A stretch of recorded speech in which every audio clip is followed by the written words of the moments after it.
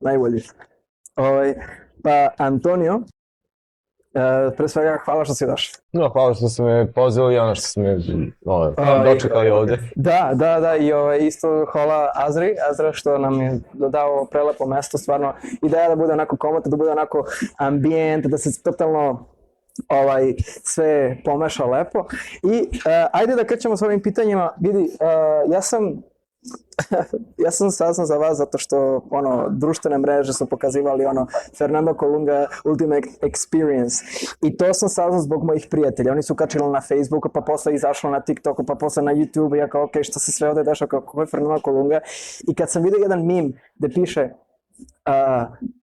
nešto kao fazonu kako... Hteo sam da isključim Dobričan svoj Twitter, on sada X nalog, ali mi je onda sam algoritam izbacio činjenicu, zaista znanje da u Srbiji postoji band, ekstremni metal band koji nosi ime po Fernando Colunga i kao zbog toga nisam to uradio. To je bukvalno gomila ljudi je to redovno kačila. A čekaj, znači postoji već band? Ne, postoji band koji je nastao, znači i onda su svi ljudi bili kao nije moguće i mislili da je nešto AI generisano, ali naravno mislim bilo je tačno da su ljudi krenuli da dele pesme i mnogi su kao fazonu muzika je stranje, ali kao da ja je taj ceo trip kako neko smislio, s druge strane bilo ljudi koji su bili oduševljeni baš zbog toga što je muzika tako kako je taj grindcore, bez ikakvog poliranja, ne bez reda, ali generalno samo sirova muzika, ali taj prvi radovi koji smo, mislim prva izdanja koje smo imali.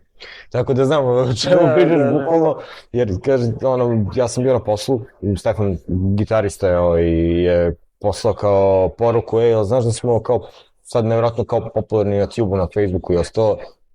I ja kao, čemu ti pričaš, pa kao, znaš, imao ovo posjeti, imao ovo preglede i poslao mi screenshotove. Ja gledam šta je, kao imao pojma to na Twitteru, baš za taj meme i za ostali, kao krenuli, bukvalno sam tad napravio profil na Twitteru da bih vidio šta ljudi pišu, o čemu se radi, kao šta je bre ovo, šta se dešava. I kad sam stigao u kuću, mislim, ja sam gledao preko telefona, scrollao onako, ali nije to. Seo za komp, ulogao se svuda i kao, otkud, kako, šta, i tada je krenulo, da kažem, cijela ta prva prava kampanja oko toga. Nije da dote nismo imali saznanja da su ljudi čuli za to i bilo je čak i nekih par fanova, ali to je bilo samo 2-3 ljudi koji se jave, vrlo malo njih. Bilo sjasecni, gomila poruka, gomila zainteresovanih, gomila njih da nam kaže kako smo super ili tako nešto, mislim. Tad još uvijek nismo imali neke pesme koje smo snimali od te godine, koje nisu bile na tom nivou što se tiče produkcije i da kažem ne samih aranžmana, imali smo dobre pesme, ali kad nisu bile na taj način ispolirane. I onda je bukvalno krenulo na jedan smešan način da se pojavlja lik, sad setim tačno imena jer gomila njih je bila, lik nam je ponudio da nam odradi logo besplatno, mislim da što se plaćaju solidne pare, onda je napravio onaj tipa Demonic Fernando sa belim očima u delu i ostalo. Onda se pojavio lik koji je inače fotograf u Meksiku i koji nam je ponudio da nam odradi, na primjer, cover za Inhuman Misery, taj prvi, da kažem, povratnički singl, gde je angažovao svoju, da kažem, štićenicu, odnosno curu s kojom je radio, koja radi te kao i manga, anime, cosplayeve. Sad mogu setiti imena, morat ću posle da progooglam pa da se podsjetim. Arturo Vega je fotograf inače. I mislim, bukvalno nam je sve palo tako da kažem besplatno, mislim odjednom. Onda se javio onaj Kervin Dokendorf, kako se izgovara tačno, koji je Meksikanac koji živi u Nemačkoj i koji je ponudio da nam radi promociju, da uploaduje našu muziku na sve platforme, da odradi, da kažem, tu neku vrstu menadžerije, da nas spoji sa ljudima vezano za intervjue i tako te neke stvari pored, digitalni distributer, ali i promoter, znači sve zajedno. I zaista neki način i menadžer i dao nam je dosta povoljniju, da kažem, tu tarifu za ono što bi on uzimao kao naknadu, taj fee koji bi dobio od te muzike, od tih streamova, što nama nije bio problem jer on kao povoljno neko će odraditi nešto umjesto nas na mnogo lakši, mnogo bolji način, još ima kontakt i još ima tu svoju distribucijnu kuću i to moram progledam jer sad ne mogu se setiti na pamet. Tako da zaista smo u jednom trenutku dobili sve, ali nikad nismo pomišljali da od toga pravimo nešto zaista veliko. Da se razumemo, mislim, sve nastalo kao najobičnija sprednja, zajednje, kako god hoće. Znači, to je bio, interesantno, bio je 14. februar 2010. godine. 14. februar. Marku, basisti, je bio rođen i bili smo kod njega. U to vrijeme Marko i ja smo bili u melodic death metal bandu koji se zove Scar Process. I ne znam, onako, kroz neko piće i uopšte na cijelu neku konverzaciju, Štefan me pitao, kao, bi hteo ti s nama da radiš kao grindcore band, kao projekat, kao, ne bismo svirali, nego kao snimamo tako nešto. Ja sam bio kao da, ali kao nećemo, ne bih samo da, mislim, ne znaš kako je vaše ideja oko svega toga. Pa imamo po neko sprednje zezanje, čisto eto da radimo nešto ovako, da popijemo dok sviramo, sve to pojedemo nešto, jer to i jeste bilo tako, mislim, Fernando je od skoro svako snimanje je bilo tako, skupimo se sa nikakvom opremom, znači stvarno krš opremom, imamo pivo, napravimo neku hranu tipa picu ili proju ili gibanicu ili šta god, dok u pauzama, znači, cirkamo, ako ima neke rakije super, ako nema, samo je pivo tu, odigramo malo pesa na Sonic Ecu, jednostavno druženje, znači ljudi se skupe da piju, da igraju igre, mi smo eto snimali grindcore. Kao, ma nek, šta god, kao možeš da pevaš o čemu god hoćeš, da pišeš tekstove o čemu god hoćeš, kako god. Da, sem njih dvojice, mislim, ja nisam muzičar, ja ne znam, nimam strojen da sviram, svako je radio svoje, obojice su radili, već u tom periodu Marko je radio programiranje bubnjeva, ali to je bilo to. Znači, sirovo do maksimuma, grindcore iz spavaće sobe na neki način. I kao, ideja za ime, šta god, nemam pojma, kao, šta ti misliš, šta bi ti hteo, pitam me Stefan. Ja kažem, kao, Fernando Colunga Ultimate Experience. I njime, kako to ja, kao da ja. Sad, zbog čega i meni to pao napred. U to vreme, ne znam da li si čuo za sajt koji se zove Vukajlija. Da. Znači, srpski Urban Dictionary. Ja sam u tom nekom periodu i bio moderator na tom sajtu. I bio je jedan autor, ne mogu njemu da se setim nickname-a, koji je pisao neke definicije o Fernando Colungi, imao je čak i njega na Avataru i tako dalje i uvijek je bio kao govorio njemu u hvalospevima, naravno kroz sve šalu i ostalo i meni je to bilo toliko simpatično da neko to radi, čak sam te neke njegove stvari koje pisao na definiciji i ostalo što sam pokupio po sajtu gdje on tako objavljivo i iskoristio za ideju za neke prve tekstove, jer nisam znao kako to sklopim i kao znam čovjeka koji mi može dati inspiraciju, tako da on je indirektno bio neko koji je dao nalet svemu tome. Ali stvar je bila, da se razumemo, čisto zezan, čisto sprednja. Ideja, mislim, sa tim tekstovima, grindcore je sprednja. Mislim, grindcore-ovce obožavam i cijelu tu scenu, cijel taj pogled, što mnogo toga rade iz zezanja i opušteniji su i ne mare, jednostavno, mislim, vidjeti neki grindcore festival i te svirke, da su ljudi totalno opičeni, totalno su ludi, ali opušteni su. Ne haju ni zašto, ne moraju to slušati privatno, aktivno, ali odu tu da bi se zezali, da bi bili najopuštenija verzija sebe. Nisu, kad mora kažem, kao sa kragnjama duboko ovde. Ne pate od te vrste metalitizma koja je veliki problem metala, bar iz mog viđenja, da gomila tih, čak tipa Blackera ili da je metal sam da shvatu toga, da stignu do nekog nivoa i onda kao to je dobro, to je loše, ovo nikako, kao ne može se meša ovo s ovim i tako dalje. Grinderi su, they just don't give a damn. Da. To mi bilo kao, radit ću ovako, nešto spredat ćemo se, ne volim tekstove, znači nekom teškom morbidari, nije da ne mogu slušati takve bende, tipa Cannibale, Corpse ili slično, ali znaš, ne mogu da pišem o tome na taj način, nisam to ja. I onda s druge strane, neću da pišem o nečemu u čemu sam želeo da pišem tipa vezano za sam Silent Hill ili za ono što sam pisao ovako za sebe i ono Silent Hill, zato što inspiracija za tekstove Scar Processa vezano bilo za Silent Hill.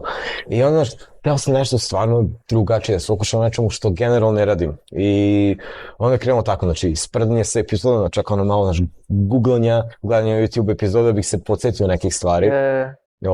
Zašto bih se podsjetio? Što sam i gledao relativno, možda i previše ovih latino saponica, ali to ću posle da nastavim cijelo to da. I njemu je bilo to fenomenalno, kao može, kao sve može da bude na takav način. Zašto kažem da imam iskustvo? Ja sam generalno rano ostao bez majke i moja sestra koja bi pogledala mogla bi isto mi bude majka, ali mi je bila starac. A generalno sa njenim, sa dvojicom sinova, mojih sestrića, sam odrastao čitav život. Mislim, pre toga. Mislim, uvijek sam ih zvao burazirima, iako eto, drugačija ta porodična hijerarhija. I tokom, znači, tih nekih godina, 97. 98. Toku večeri, kada je večera, to je jedna velika prostorija koja je kuhinja i trpezarija neka vrsta dnevne sobe i samo večeramo i na TV-u su išle telenovele, taj je bila Esmeralda, nešto je bilo od svega toga, Esmeralda, kasnije bi išle i La Usurpadora, i mi nismo imali izbora šta ćemo da gledamo, znači moji zajedno, znači njen suprug, nas trojica, morali smo to da gledamo jer to je njeno vreme, znači ona ceo dan radi, znači na poslu, dođe kući, spremi ručak, počisti po kući, oko kući odradi sve svoje, spremni, znači svu tu klopu i ona je, da kažem, na neki način zaslužila to pravo da sad ili koliko već vremena se ne dira ništa na TV-u, znači ako se to gleda, to ćemo gledati i niko nije imao problema sa tim, mislim, ženi je to bio gušt, njoj je to bio ono vrhunac dana, zašto bi nekom kvario bilo šta i onda gledaš sve to, kao da kažem, i bez uvrede prema svim Meksikancima i Latinoamerikancima koji vole sapunice, dosta tih, mislim, scene sveže kao, mislim, cringe, ali svi su nekako to voleli, ali mislim, ono, kao, krenemo se kezimo, da se smijemo, ko idioti. Ona žena nas sve, moj zajec je bio kao čutite, a njemu se ono, pošto ima brk mu se onako smeši i to sve, tako da kontaš tu negde, pa smo umeli da pravimo te interpretacije, znači ono kao, dugačke pogledaj sa tišinom i ostalo, znači ako se zagledamo. I to ono tipa radi Burazir koji živi u Kini i tamo, mislim, nema što radi i svira. I samo, znači, ga pogledamo sa drugog strana me gleda ovako. Bilo koje dana, bilo kad ono. I onda samo nastavljamo kao. Tako da smo se spreli oko toga. Ironija je što smo baš zbog toga krenuli da gledamo aktivno La Usurpadora kao čak i kad nije, da kažem, ta večer ili šta god, ono kao, si pogledao posljednju epizodu, pa kao jesam, možda da kažeš, pa ono kao, znaš, kao pričamo o tome, ispredamo se, ono, da bismo imali kod čega da pravimo, zbijemo šali i ostalo. Tako da, s te strane sam isto imao iskustva sa svim tim, tako da je sve došlo, znaš, ono, već sam bio potkovan da nije sve to došlo na red. Opet, i kao što sam rekao, Grajim Kurovci se spredaju sa svim. Mislim, čak i kad je ono težak porn grind i tu je uzređenih spredanja, mislim, ne vjerujem da je neko od njih zaista tako. Ako jeste u tome, ono, kao, ne osuđujem, ali kao, stay away from me. Ali što se tiče tog spredanja, to mi se nešto svidilo. I zato i nastalo sve to spredanje sa tom ne samo spredanje sa tom pop kulturom, već malkice i spredanje sa samom metal subkulturom. Jer opet se vraća na taj elitizam, znaš, ono, metalci su samo u tom kao metalu, niko ništa ne gleda što nije to i svi se kao gade nečeg. Gomila njih gledala to potrebno, kao što gomila ljudi gledala potrebno Velikog brata kad se ovdje pojavio. Znači, svi su gledali, a svi se pravi da ne gledaju. Isto ti je kao, moram kažem, u svakoj sferi života danas. Ljudi su apolitični, a nisu apolitični. Ljudi kao nemaju stav o ovome ili onome, ali imaju stav. Svako ima neki stav. I ovdje je pogrešno bilo da je ispravan ili šta je pogrešno, šta je ispravno, dakle, neću da ulazim u to, ali svi imaju neki svoj stav i svi, kako možeš da sudiš da je nešto loše ako nisi pogledao. Na stranu droge, mislim, možeš vidjeti nekog teškog narkomana i shvatiti da to nije to, ali, znaš, kako znati da je neka knjiga zaista loša ili kako da je neka muzika loša ili šta je već, ili da li ti nešto sviđa ili ne sviđa ako nisi čuo ili nisi pročitao neka, znaš, vrsta žanra ili u književnosti ili u muzici, bilo koje umetnosti, bilo čemu, i tako da je sve to bilo ispredanje sa subkulturom, znači samim latinom telenovelama, samim metalom, pa i sa nama samim opet neki način, ako ne možeš da na sebi pokažeš i da ukažeš na neke svoje propuste, na neke svoje greške iz mladosti ili da kažem grehove iz mladosti, ako ne vidiš sebe, ne možeš sebe da pojmiš u svemu tome, kako bi mogao bilo čemu drugom da sudiš ili da kritikuješ ili da budeš da izgradiš mišljenje, ako ne možeš da izgradiš mišljenje, čekaj samo sebi, jer taj neko koji je gledao to sve i koji je bio sve tu, mislim, u tim prilikama da konzumirao takav sadržaj, to jeste jedna osoba, mislim, i dalje sam ja, to je jedna druga osoba. Ja opet iz te osobe proistikao neko ko sam ja bio umeđu vremenu, znači kada je nastao Fernando i ja koji sam sada ovde sa tobom. Tako da sve je to spojeno, mislim, taj jedan krug povezanosti oko svih stvari koje radimo. Znam dosta načelaca koji, da ih vidiš, mislim, ne bi nikad rekao da slušaju metal i da su uopšte sve to, da se razumeju sve to i da su mnogo posvećeni tome od mene. Jednostavno ljudi, to što slušaju što rade, to je njihovo privatno, ovako su sa strane, obični, možda i korporativni ljudi, možeš tako reći, ali jednostavno, to je tako. I zato mi je uvijek bilo, znaš, simpatično, sve to radimo na taj način na koji smo radili, znači kroz druženje, pre svega, najbitnije je bilo druženje i uživanje ti nekim trenucima, zezanje, znate, igranje pesa, stvaranje te neke muzike od koje nismo očekivali ništa, nije u kom trenutku, mislim, niko nije verovao da će to se desi na bilo koji način. I jednom tipa, da je bilo 11 ili 12 godina, nam je jedan lik iz Meksika, tad smo imali još uvijek aktivnu MySpace stranicu, ne znam, stao kao podršku, čak je delio bio, ne znam, svoje neke snimke, fotografije, pošto je kao bio neki, kao Blacker ili šta će, ali imamo kao bilo to fenomenalno što mi radimo. Meni je bilo zaista smiješno, jer jeste meni muzika simpatična da je pustim, ali stvarno je bilo loše, ali to prvo izdanje stvarno bilo onako sirovo i uopšte nije bilo reprezentativno, ali eto, bilo je nama simpatično. Onda se to nekom svidilo nama, mislim isto kažem, lik iz Meksika, ali to bio jedan lik dok nisam upoznao Pablo Barreru, sam bio pomenio lik koji je iz Ekvadora i koji jednostavno je došao te naše muzike, koji opet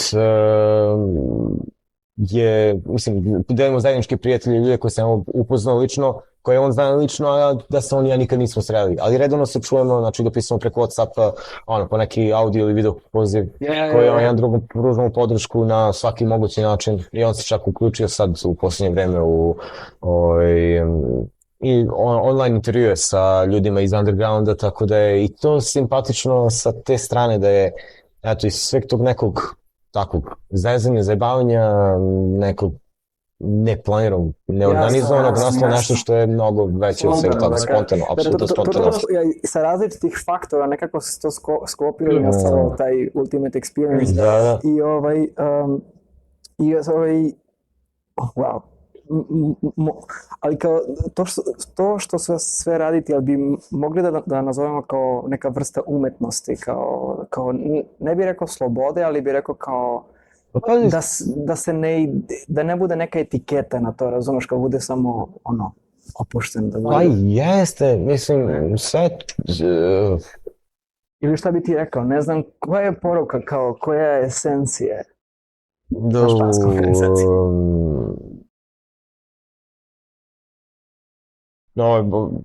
Ovo mi stvarno tera da se zamislim na tim pitanjem, baš je poruka.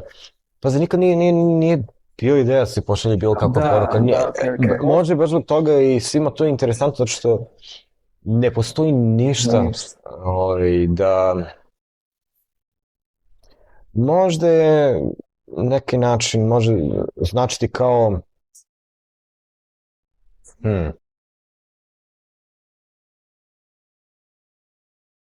Kada neko krene da se bavi nekim hobijem, nekom nišom umetnosti, tipa možda rezbarenjem ili tako nečim, može od toga stvoriti nešto što je mnogo veće i što može da ga, što je lukrativnije zaista. Imam baš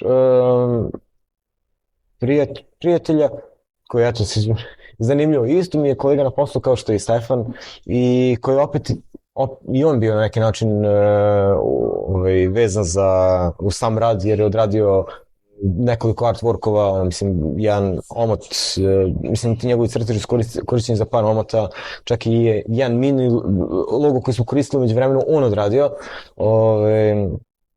Bane, on se bavi tetoviranjem, ali je sam pravio dot tetoviranju kao i sam pravi svoje ručne mašinice za brijanje za tetoviranje i predaje ih po svetu, toga je napravio svoj posao i to je nastalo isto tako, znači samo eto krenuo da radi pa je to postavljeno na svojim socijalnim mrežama pa je neko rekao bi napravio meni i od tog jednog da bi napravio meni je nastao posao, znači da je on morao da se to organizuje, da ima legalan posao apsolutno što se tiče toga i da nije stizao da isprati često porudžbine, pa je imao i mesecima unapred porudžbine koje mora da odradi da šalju, jer je sve sam radio, nabavku, sve u potpunosti, tako da mogu reći da je i on nastalo na taj način, da sigurno nije unosno, mislim nama nije unosno s te strane, ali nikad nije bilo pointabulno unosno kao što sam rekao, već je jednostavno sticaj okolnosti koji se dogodio i otprilike to je jedan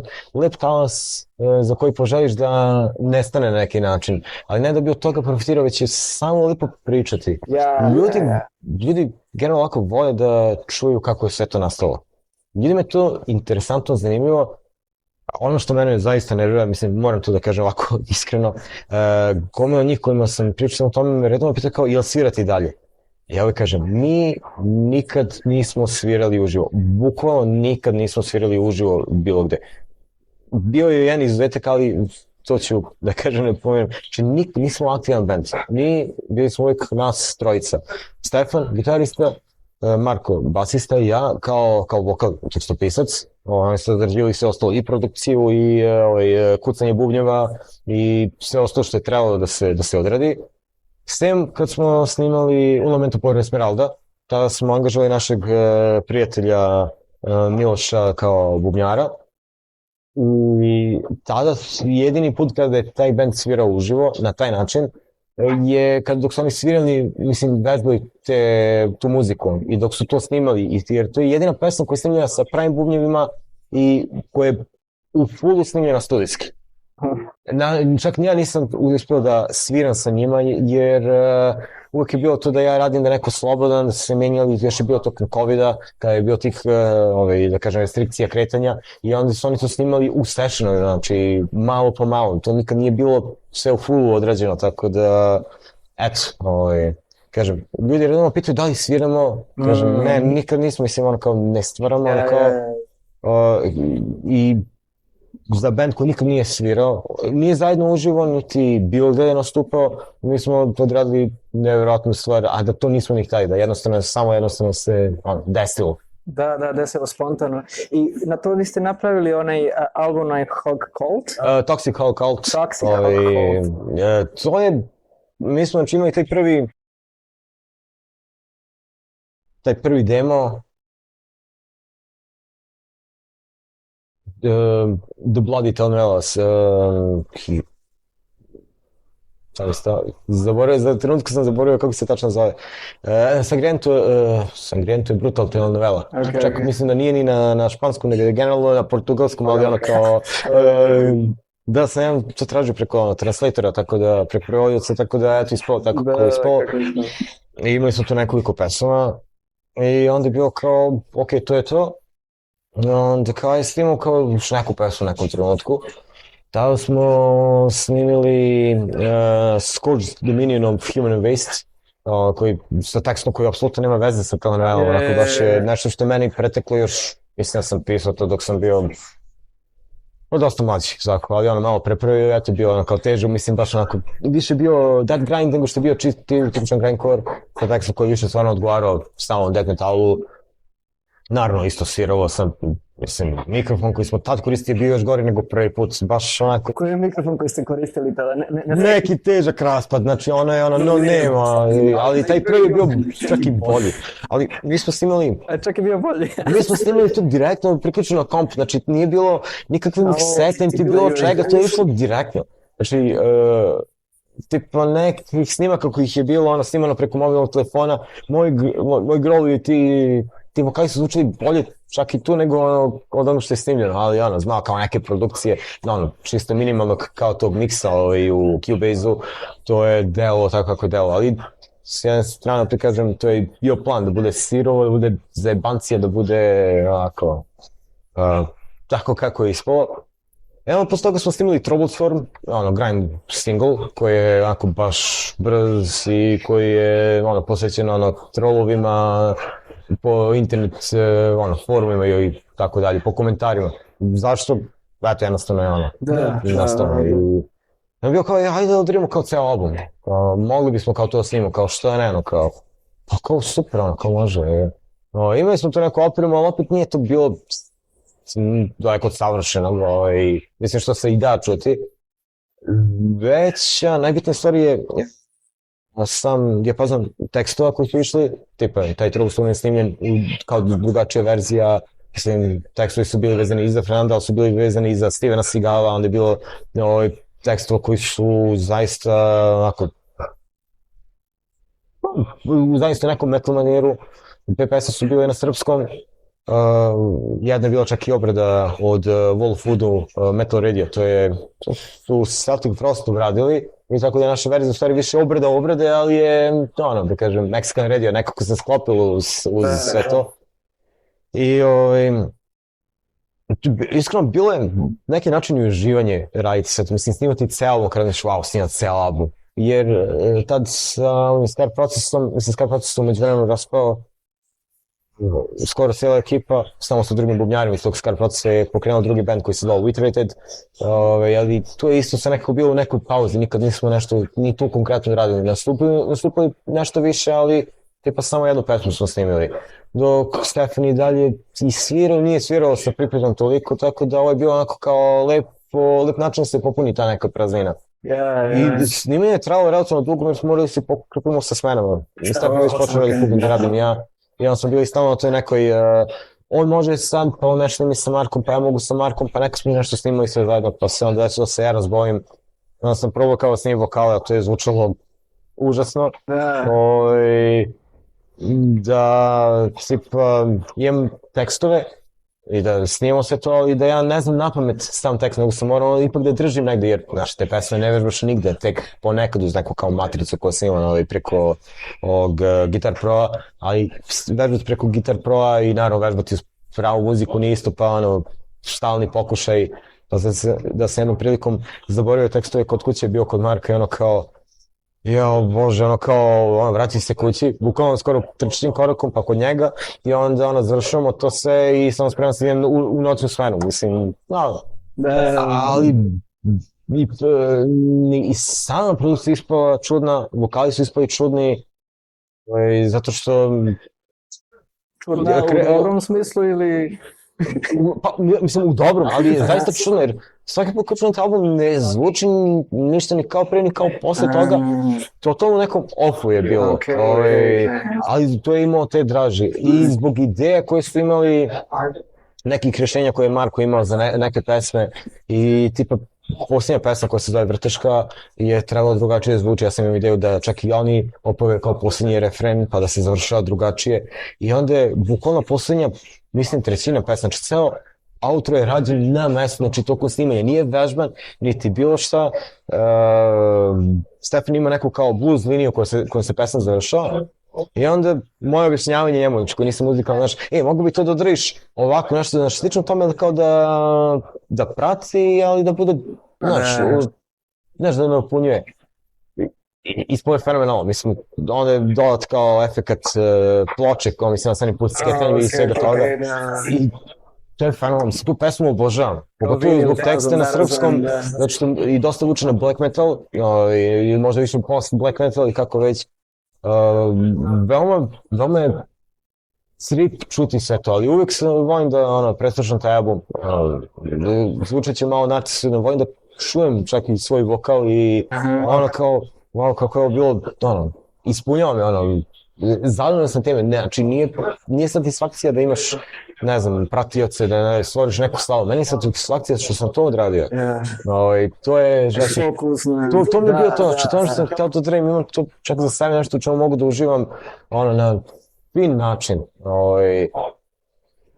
I ono što mi je na neki način najdrže od svega ovoga što je ispalo, i ovo će zvučiti možda narcizam, ali svako ko se bavio muzikom je želeo da stavi neki trag.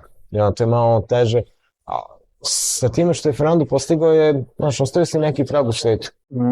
Neko će uvijek to pamtiti, neko će pričati o tome, znaš, možda će se spredati i smeti, ali, znaš, to se pominje.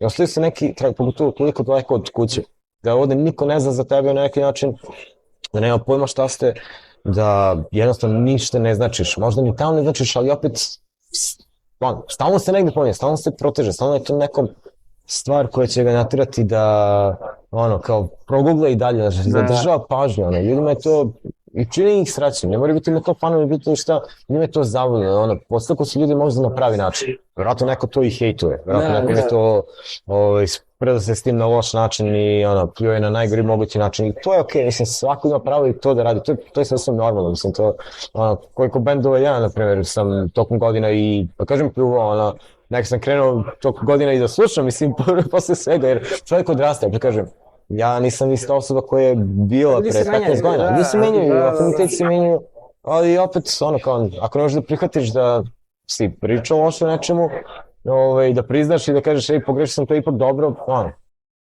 Što je normalno, to je deo života. Zato kažem, nije mi problem ako neko to hejtuje na najgori mogući način, ima pravo na to, to je njegovo ljudsko pravo. Jasno. I opet i to je reklama i to je priča i to je opet pominjanje, znaš, ostaje tu, znaš, to je veće od čoveka na taj način, znaš, ostavio si trag.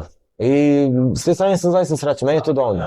Znači nije mi potrebno da zaradim toga, nije mi potrebno da idem na turneju i bilo šta. Ne znači da ne bih ja volio bar jedno nastupim sa tim bendom uživo. I to mi je jedina želja, što se tiče toga. Ne trebam ništa više, ne moram više nikad ništa snimiti bilo šta, volio bih da možem, ali to je već neka duga priča i druge okolnosti. Pa već kad pričaš o tome, kao, nešto si mi ti sad ispričao kao, ajde, sad ću ti ispričati iz moje perspektive, kao šta se tu desilo. Sad sam pričao dosta. Ne, ali kao, da bi ljudi znali, kao, oni koji već znaju za tebe, kao, šta se tu desilo, kao Fernando Colunga. Pazi, istoriju, o tome kažem, nikad nije bio plan da se svira u znači. U jednom trenutku, to je bilo 2014. Stefan, Marko i ja smo probali da imamo uživo band, mislim pravi band sa još jednim bubnjarem, ali ne vezano za Fernando, znači to trebalo drugačije se zove i nije trebalo, čak nije sviramo ništa vezano, u stvari bili su pravljene pesme baš za taj band koji kasnije iskorišćen za izdanje od Fernanda, ali nije trebalo bude to, znači trebalo je nešto posle fresh start, znači jednostavno Fernando da kažem ispunio tu svoju svrhu u tom trenutku posle albuma i kao trebalo je nešto novo.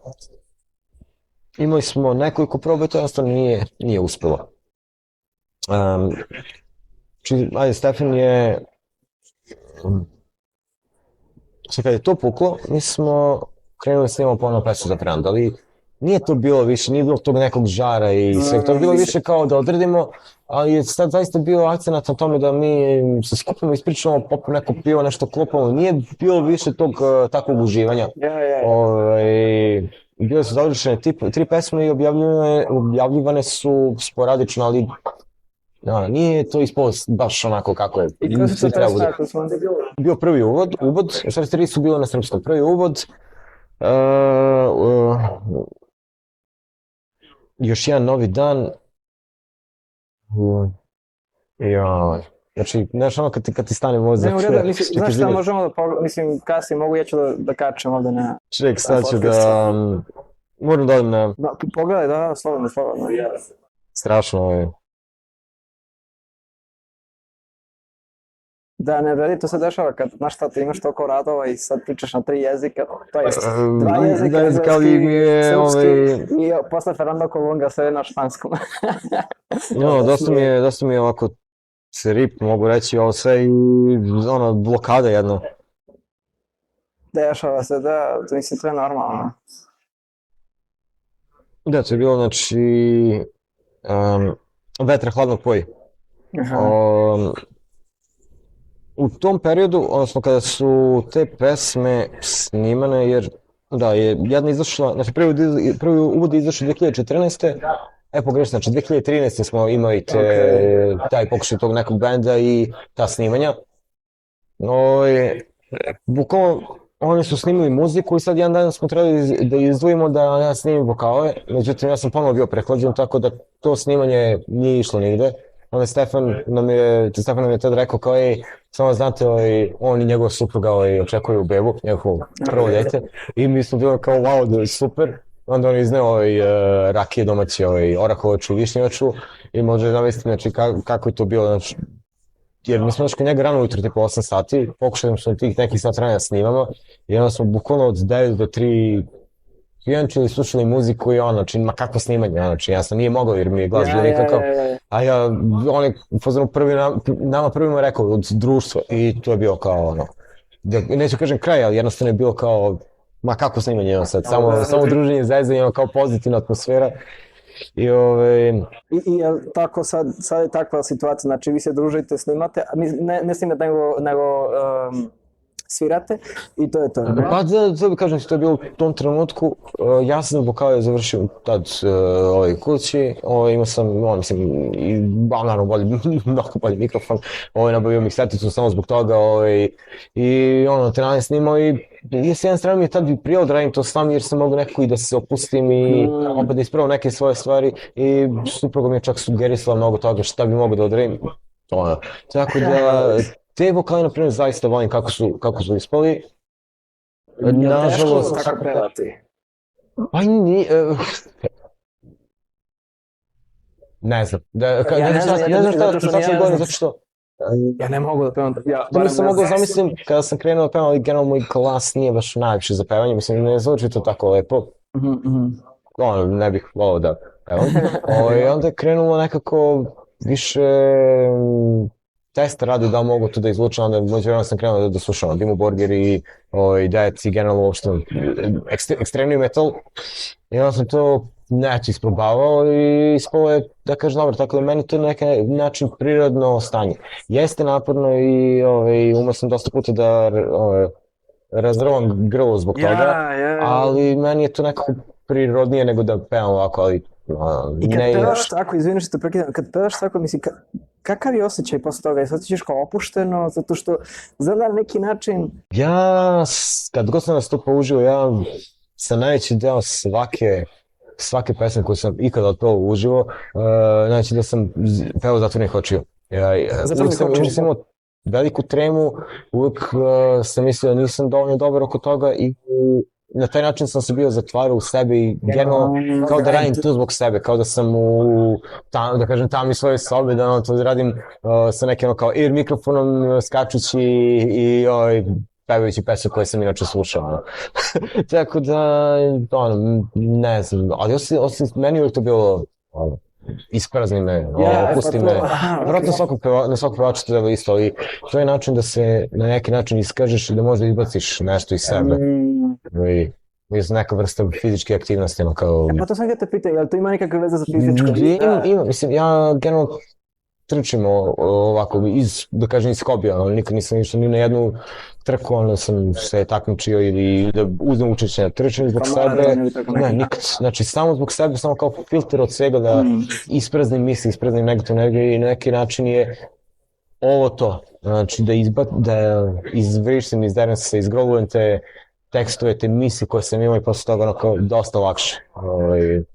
Terapeutsko sredstvo. Pa to, znači kao za mene je bilo terapeutsko, verujem da je za mnogi, ali meni je to bilo način da, i možda zbog toga, zbog te treme i svega toga, u tom trenutku kada bi trebalo da budeš najotvoreniji ka svemu, to je najekstravertniji, ja sam bio najintrovertniji, jednostavno nekog sam opet to gledam zadržim za sebe, opet kažem i trema, jer nije baš lako.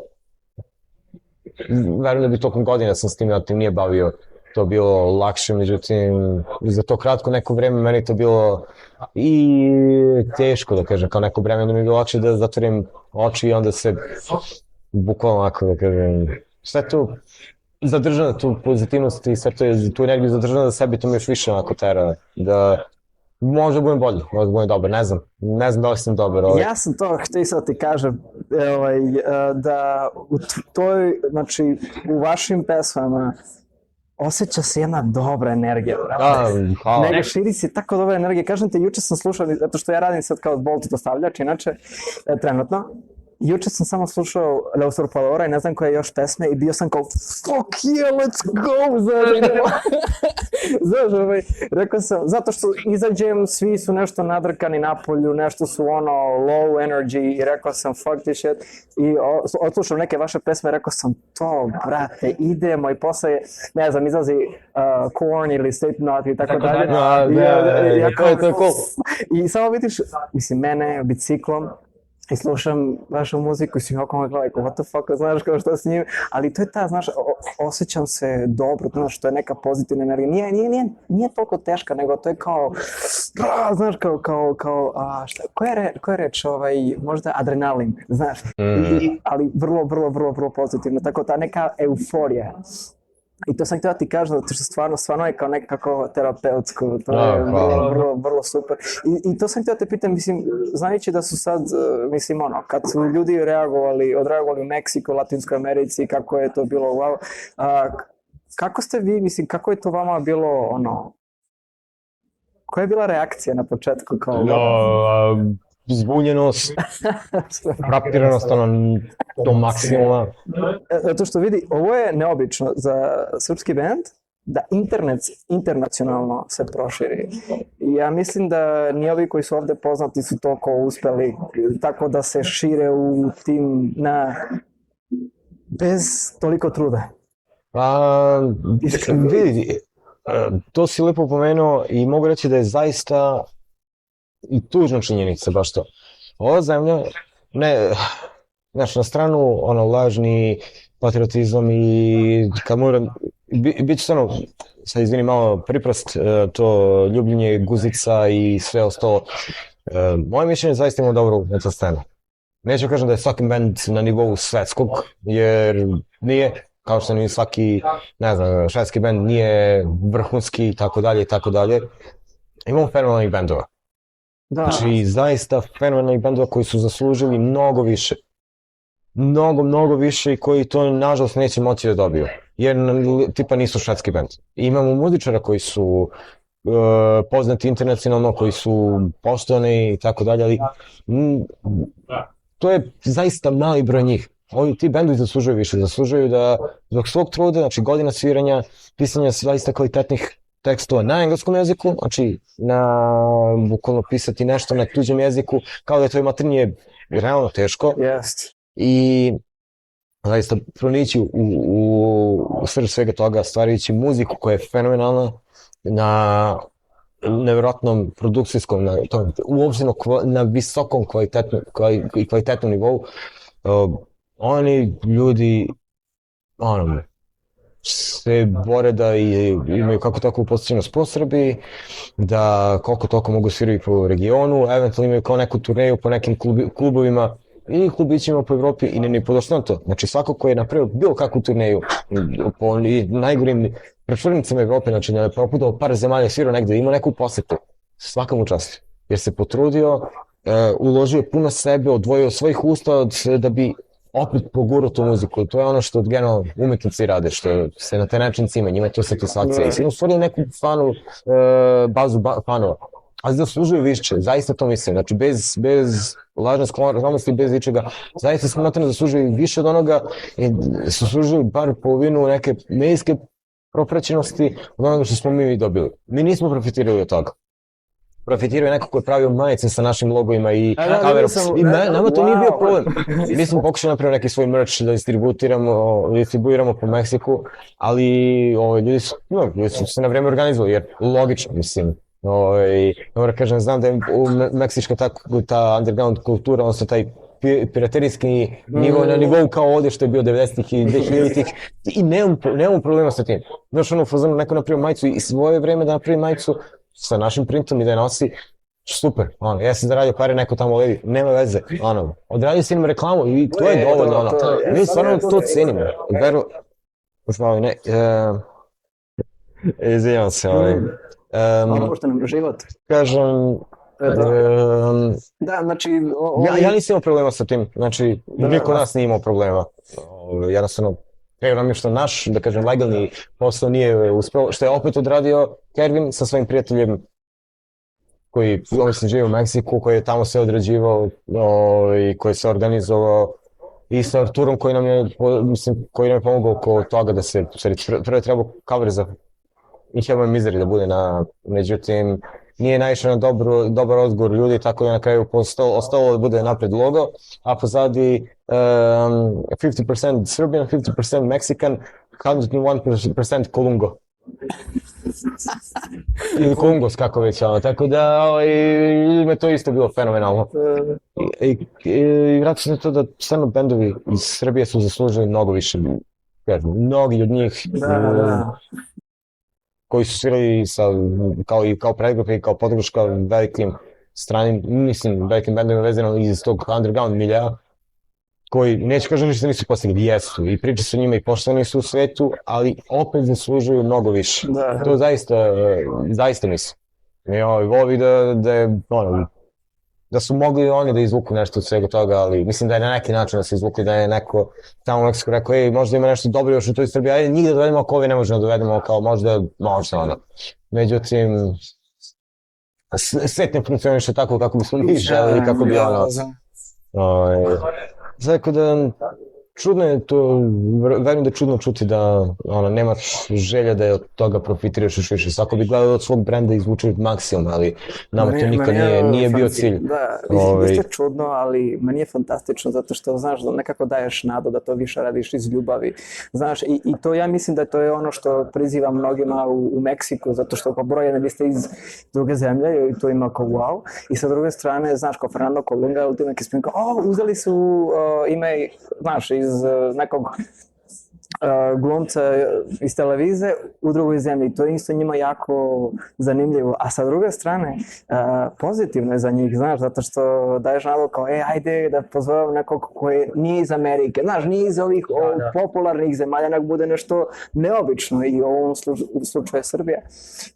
I kažem ti, ja razumem tu scenu, tu metal scenu u Meksiku i stvarno ljudi su pozitivno, haos. Sad ja ne znam, koja je razlika scena ovde ili šta ste vi primetili, da li postoje neka razlika između scene ovde i tamo oko metala, death metala ili... Uopšteno srpska i internacionalna scena? Da, međunarodno. Da li ste primetili neku razliku ili nešto što vi rekao ovde se razlikuje? Veći interes, manji interes? Šta znam, mislim... Ja kažem, ovo je Srbija, ovdje se nekako funkcioniše na drugačiji način. Tokom ekonomske izolacije 90-ih, mislim, ja sam tad bio klinac, osnovna škola, ljudi su se nalazili kako znaju i umeju. I način za preživljavanje je i dalje ostao kod ljudi dan danas. Znači, tipa 95. završio i taj rat, mislim, rat u Bosni, mislim, u Hrvatskoj, pa i 99. bombardovanje kada je bilo, to jest, napad na našu zemlju s te strane, ljudi su preživljavali, čak tih ranih 2000-ih su preživljavali, to je opstalo. Ljudi dalje razmišljaju tako, to je i postalo usleđeno neki način u genom. Omladine, mladih ljudi, pa i čak i omladine sad. Mislim, mladi su danas ta neka swipe, TikTok generacija, kao sve, drugačiji su, ali i dalje taj način ponašanja, na taj način se preživljava, na taj način se rade poslovi i biznisi, mislim, svi i dalje rade kao da je 90 i neka 93. godine, kada je ono najgore moguće vreme. I dalje živi taj duh. I kad kažu 90. su se vratili, vratit će se tipa zbog nekih kulturoških stvari, tipa Diesel, generacije Diesel fazona, muzike, ponašanje tih obrazaca, ponašanja i svega što se dešava. Ne, nikad nisu prošli, to je ono što niko neće da prihvati. Ostalo je sve, godine prolaze, decenije prolaze. Ali sve je na kraju ostalo isto, mislim, podigla se nova zgrada, tehnologija je napredovala, muzika je drugačija, ali opet i dalje sam taj mindset je takav, i dalje su tu 90. Više ili manje, kod nekog više, kod nekog manje. Mislim, evo pogledaj sad, tipa tokom zatvaranja, tokom COVID-a, ljudi su kupovali brašno i toalet papir isto kao da ide nestanak zaliha kada su bile 90. Na isti način ponašanja, što je meni bilo ono kao, ljudi dosta, ne meni, nego gomila, kao fazonu, šta radite to? A to su napravo radili ljudi koji su, nisu samo stariji ili dosta mlađi, ljudi za koje misliš da su svesni toga da je to preterivanje, koji bi trebalo da znaju da to nema logike to što rade, ali ipak rade. Tako da mislim da scena ovdje i dalje zavisi od prijateljstava, od toga neke međusobne pomoći bendova, opet i od toga kako bazu imaju ti bendovi, znači koliko njihovih drugara ili drugih ljudi prati sve to. Naprimjer, ima dosta mladih sad bendova koji imaju sve neke drugari koji dođu na svirku i podrže njih na prvi se goza. I onda dođe, na primjer, drugi bend koji je možda stariji i ljudi se skloni ili isprate 2 ili 3 benda, 4 isprate jer izgubili su interesovanje jer su opet, kaže, ta swipe generacija koja opet sve uzima sadržaj na kašičicu. Nije ono da sednu i znaš da gustiraju, ne znam šta već taj neki oblak. Ne, njima je sve ono na brzinu i koliko im drži pažnje za nešto, to je to. Ne, verujem da je tako i u svetu, ali ovdje se da vidjeti tako nešto. Tako da, mislim da su možda to razlike i naravno što kod nas nije ne to toliko zastupljeno u medijima što nema toliku podršku koliko bi trebalo imati da prođu pre svega. Ima festivala, ima dešavanja ljudi i to su entuzijasti koji daju maksimum od sebe, koji neretko izvlače novac iz džepa da bi pokrili te neke troškove da bi bili na nuli i isto to ne rade da bi zaradili, znači tipa Lazarus Fest, onda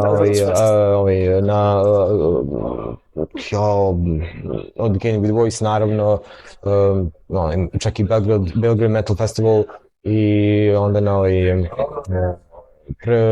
nije Prnjevorstok, možda jeste Prnjevorstok, sad isto na ovoj planini nije Artan.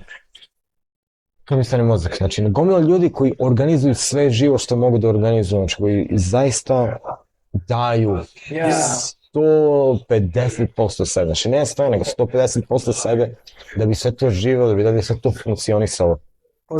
Pozitivan, nemaju ništa toga sem od satisfakcije su odradili nešto, su proširili reč, da su skupili te ljude na tom mestu, da su natreli nekog novog da se pojavi, da odradi sve to, mislim da uđe u taj svet, da ostane u tom svetu, da sutra doprinosi na ovaj i onaj način.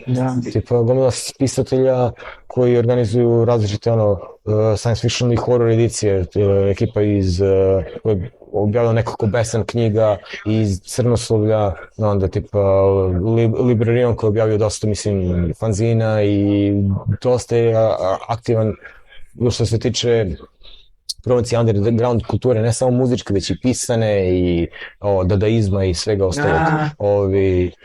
S te strane, mi smo veoma živa scena.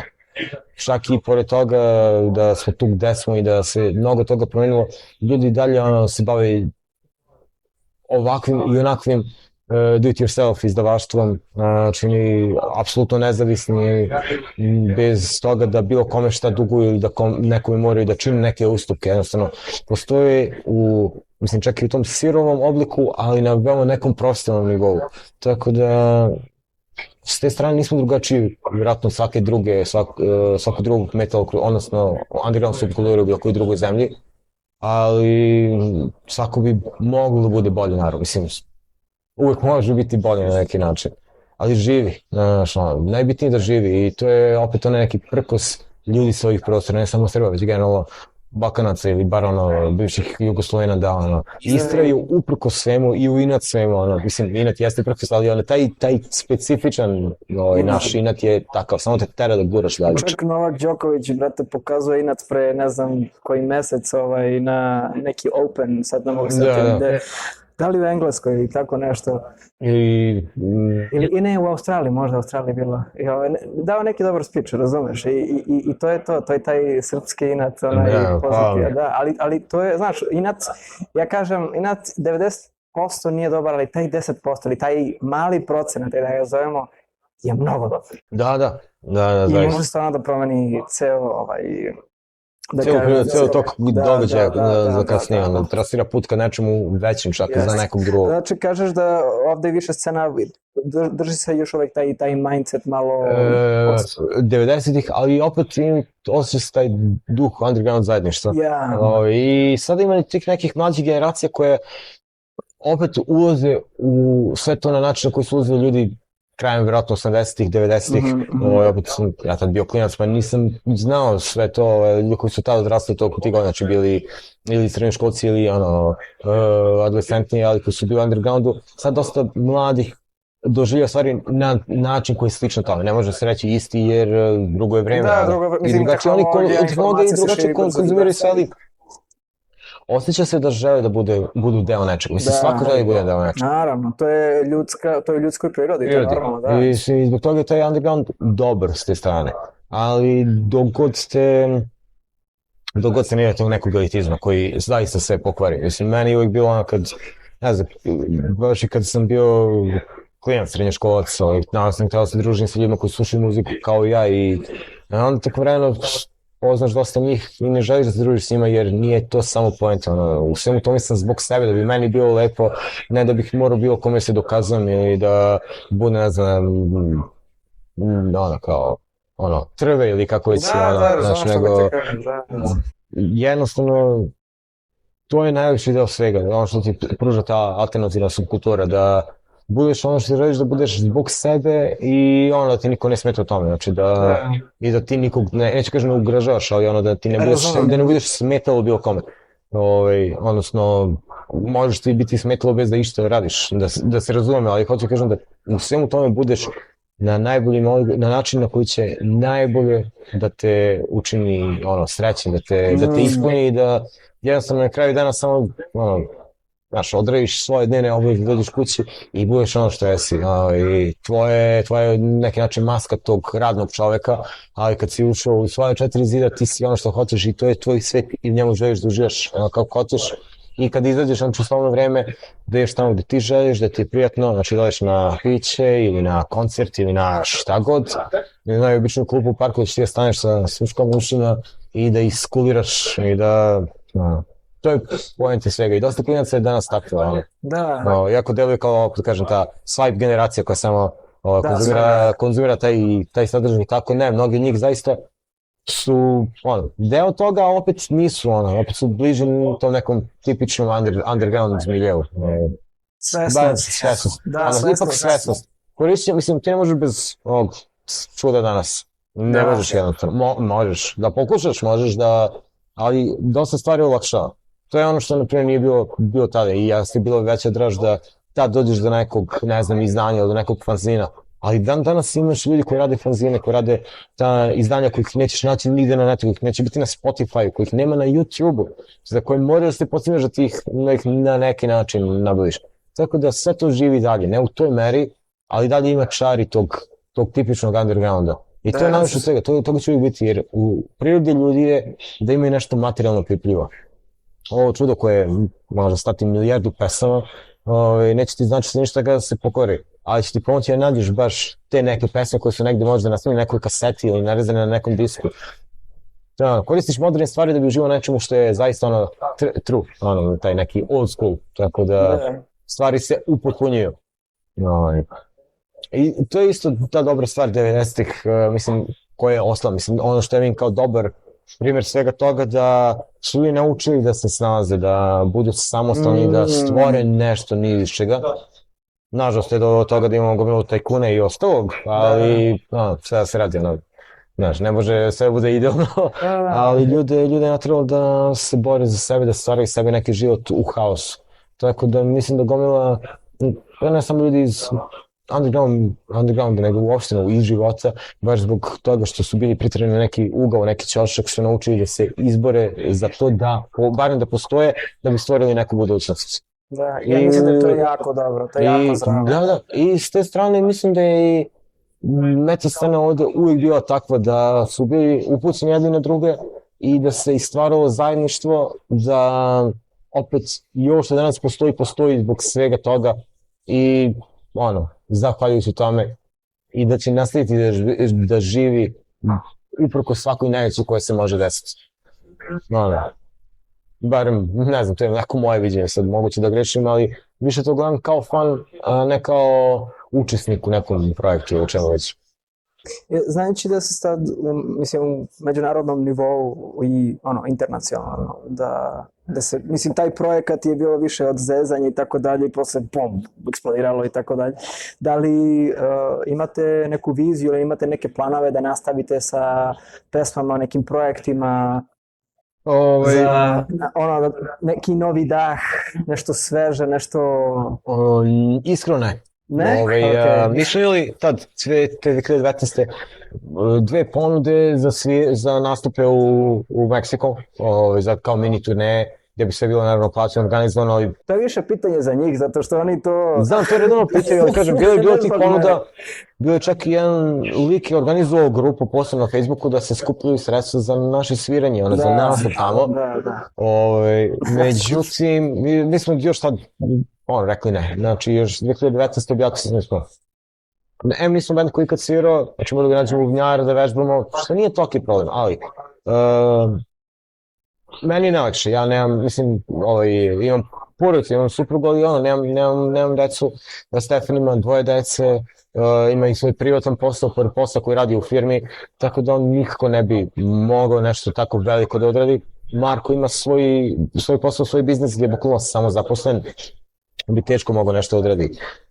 Druga stvar, njih dvojica već zajedno neko vreme sviraju u poželječkom ska punk bendu koji zove Čvrge.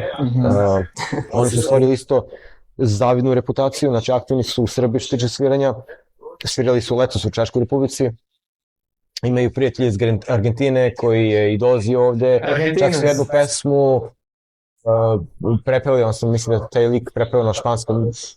U svaku, stvarili neko ime za sebe. Mislim, band postoji mnogo duže, ima i ranije drugo ime, trenutno što su njih dvojica postali članovi tog benda, ali to je njihov, da kažem, glavni band sad. I opušteniji je, jer, nije metal, realno da, ne podoštavam, jer to je veliki sastav sa puno članova iz različitih gradova iz Srbije i koji ima dosta ovih promjena članova bendova.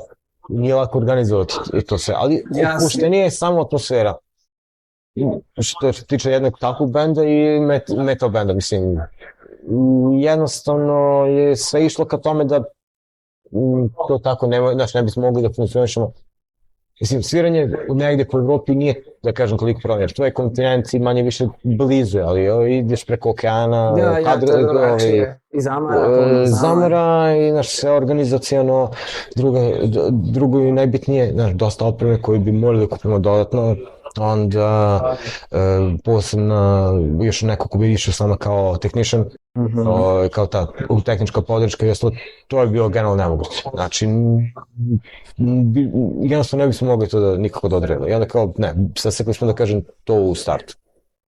Čak i ako bi vjerojatno živio u tome, nevjerojatno sam rekao sebi nema teorije. Znači, jednostavno to ne može da se, nema teorije da isplene na takav način. I nisko mislim ni očekivao da će potrebati taj hype nešto duže. Znači, mislim da će biti to trenutno i nije ispalo, mislim. I dan danas je to ono tih pikova kada algoritmi odrede svoje i kada se imamo najed pregleda na Spotify i na YouTube-u, znači gomeo pregleda, kao kako odjednom. I deljenje ponovo memea po Twitteru, odnosno X platformi, po drugim socijalnim stranicama, social media stranicama, onda po lokalnim medijima, mislim online medijima, po latinskom, Meksiko najviše, Meksiko najviše. I onda kao, opet baš u tom trenutku nije delovalo nešto kao što bi potrebalo toliko dugo. Sada trenutno, mislim, posljednji put kad smo Stefan i ja pričali nešto oko toga, nema te neke želje. Jer, kažem, on radi 2 posla, Marko se sa svojim poslom cima, Čvrge ipak imaju te nastupe pored toga Marko svira još jednom alternative rock bandu koji zove Xanthi, koji je iz Kovina. Jednostavno ne može da se sve to poklopi na takav način. I to su i bendovi koji imaju neku zaleđenu, koji sviraju već neko vreme, imaju organizaciju, a ovo je bilo nešto što je nastojak, da kažem, kao što sam u stvari i rekao, i nastoji iz tog te šale, iz sprdnje, iz zeženja. Da, I bio je nešto što je popunjavalo tu prazninu koju nismo imali sa tadašnjim bendovima, sa Karprosom i sa Pripyatом tada. I izgubilo se s neke strane ta energija. Bili smo Bagzija pričali od toga da snimamo nešto, čak postoje bukvalno gotove pesme, znači gotova muzika koja samo treba da se snimi na pravi način, tekstovi za te pesme, ali vjerojatno i kada bi se snimala ne bi bila pod tim numerom. Možda i bi, znači možda bi bila pod Fernando Ultimate Experience ono kao monikerom, ali najvjerojatnije ne. I to je opet kad će biti, kako će biti, onda bolje ne raditi nešto na silu. Vratit ću se na tu 2013. kada smo snimali te pesme, znači kada bukvalno se iznapijali umjesto da snimamo bilo šta.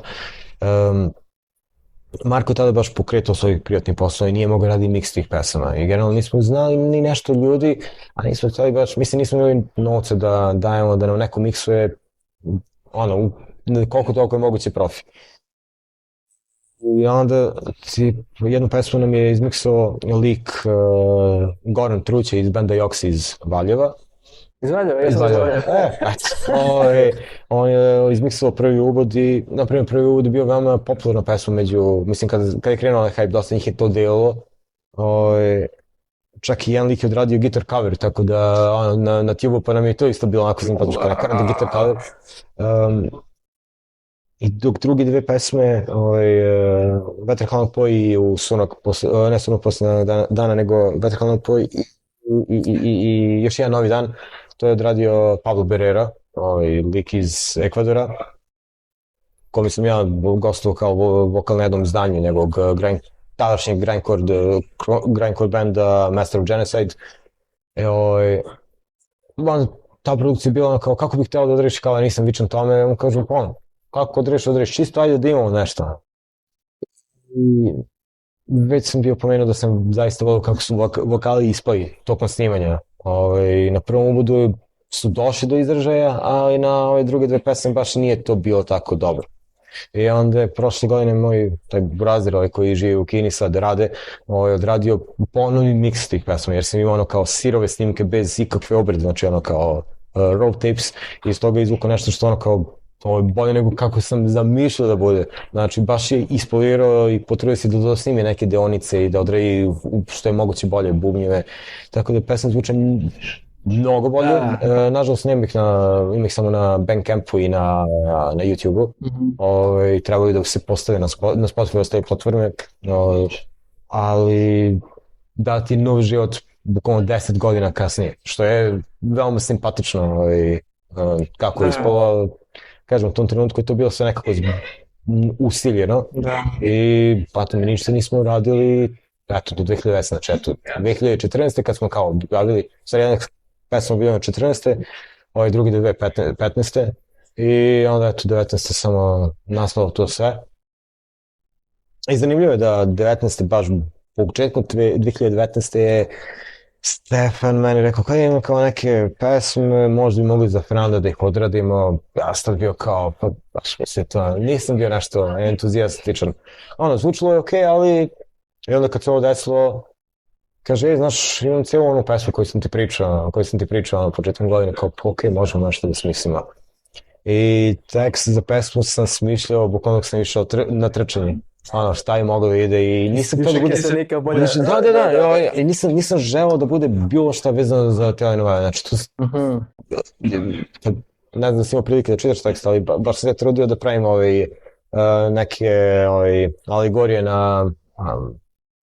da kažem seksualne neke konotacije i ostalo, ali kako budeš pročitao skontit što vam govorim, baš sam se trudio da budu, mislim čak i tražu neke sinonime, jer engleski ne koristim toliko, onda mi je bilo potrebno da nađe nešto što bi se uklopilo. Ja sam veoma zavljen tom pesmom, pogotovo atmosferom i što je bio baš onaj death and roll, znači nije bilo grindcore i svega ostalog, jer smo mi već vremena i promenili generalni sam žanr, ali je baš bio u tom death and roll elementu, samo malo melodic death metala koji najviše volim kao žanr, ali bio je tamo onako kako sam želao i kažem, cijela priča koja se pojavila u tom trenutku, znači da imamo novi logo, imamo neko ko će odraditi cover, našli, lik se sam ponudio iz Meksika, sad ću ti reći njegovo ime, pošto ja naravno tokom godina zaboravim imena kao što si mogao da primetiš,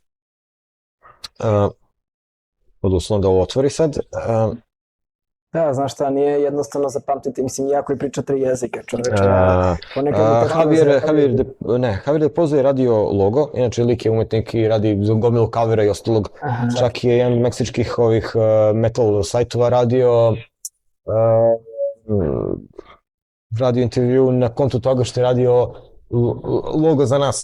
Tako da i to mi je drago što se to raširilo, što njemu to postala neka reklama, iako mu nije trebalo, ali Javier Belael, mislim, nije mu pravo prezime Belael, ali Javier Belael je radio miks i to, mislim, lik se sam ponudio, nije imao neke smernice, ali to je bilo najteže bilo da ja njemu predstavim kako je zamisao bila Markova i Stefanova. Mislim, ovako Markova postoje Stefan i meni da odrađujemo te kontakte. Jedno Stefan meni objasni i sve to treba da nekako objasnim na engleskom, ili kako materni jezik španski. Meni kao, čekaj polako, pa kako bi to izgledalo, pa šta bi trebalo. Mi smo imali 20-ak verzija i zbog vokala i ostalog. I čovjek odradi smene na poslu, pa dođe kući, pa odrađuje.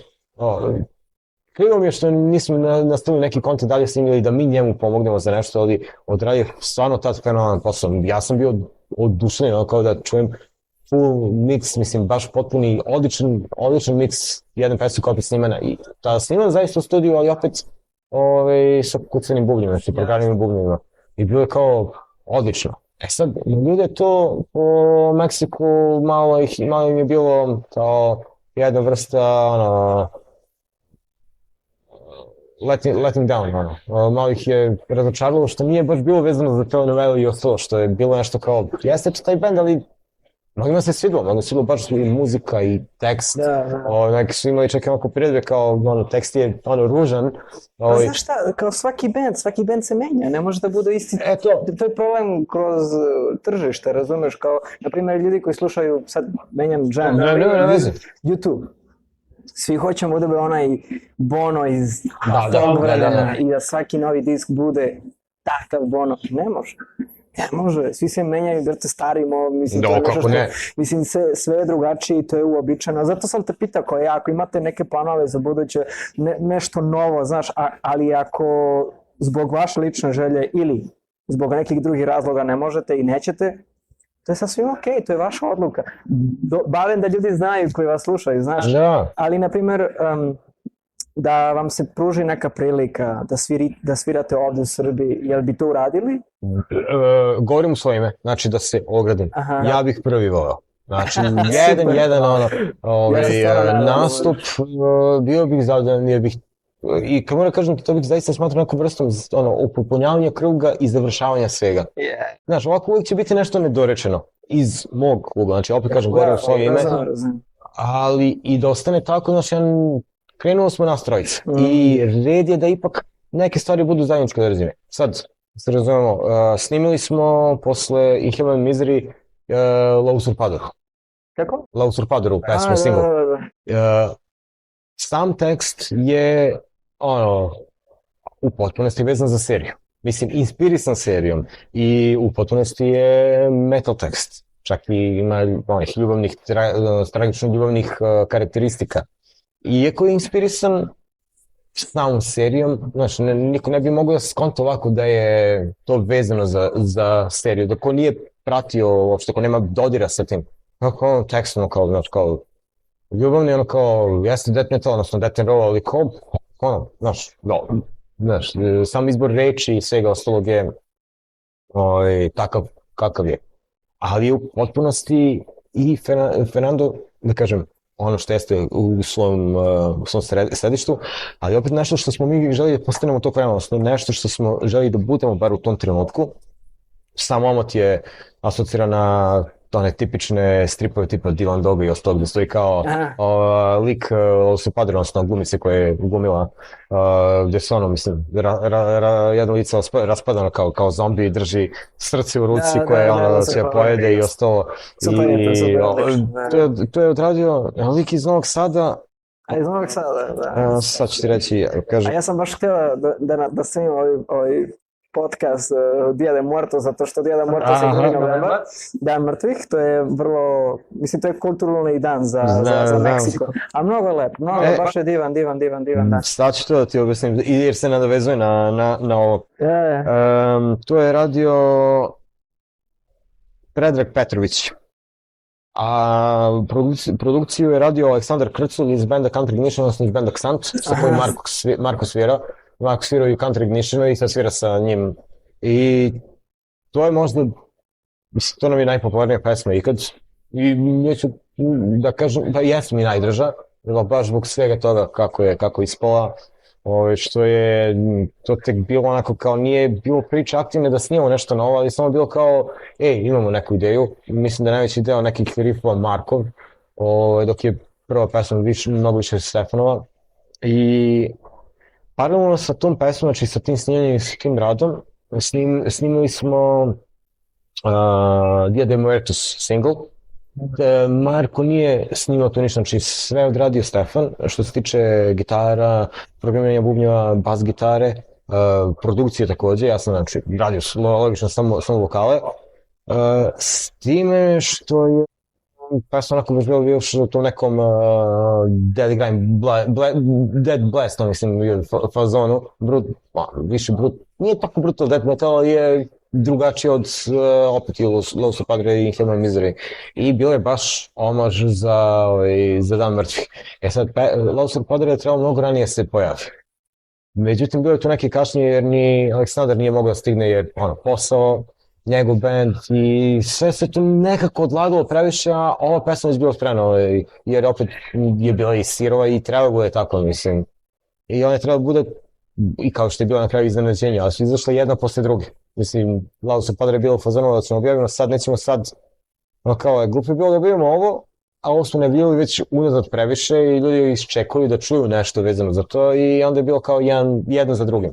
Dia de Muertos nije ostvario, da kažem, neku veliku popularnost kao Lucy Padre, jer logično, mislim, sam matematika i sve ostalo mnogo bliže nego ljudima nego taj, iako bi trebalo i ovdje im bude blisko zbog samog naziva, ali ceo taj cover je se opet dao i tu omaž Danu mrtvih, na neki način indirektno, neplanirano.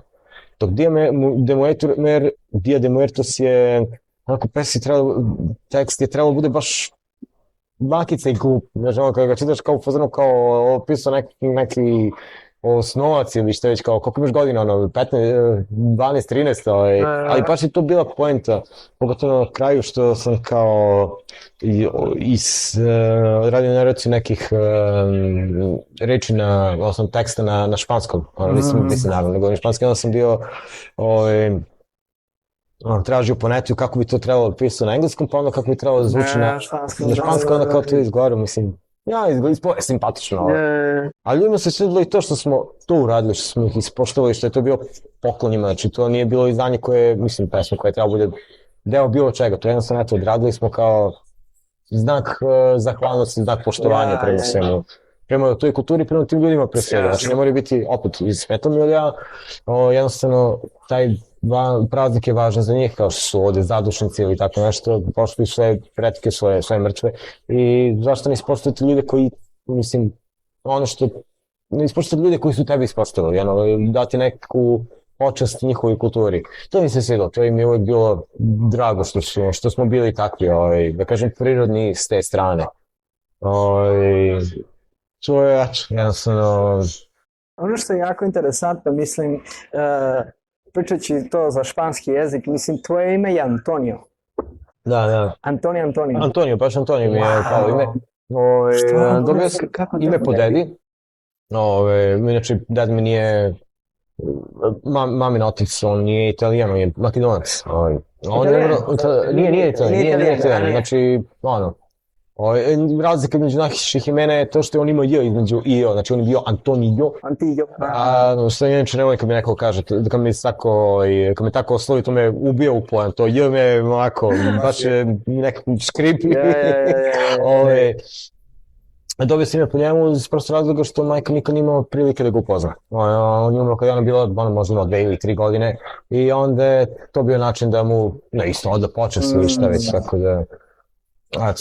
Ali svi imamo imena koje su dobrim delom popularne među hispanom populacijom, znači Antonio, Marko, Stefan. Da. Mislim, čak za prvi demo, sve ti kažem koje smo mi koristili ove... Si znao da u Meksiku, to je ljudi koji pričaju španski jezik, Antonio zovu Tonio. Tonio,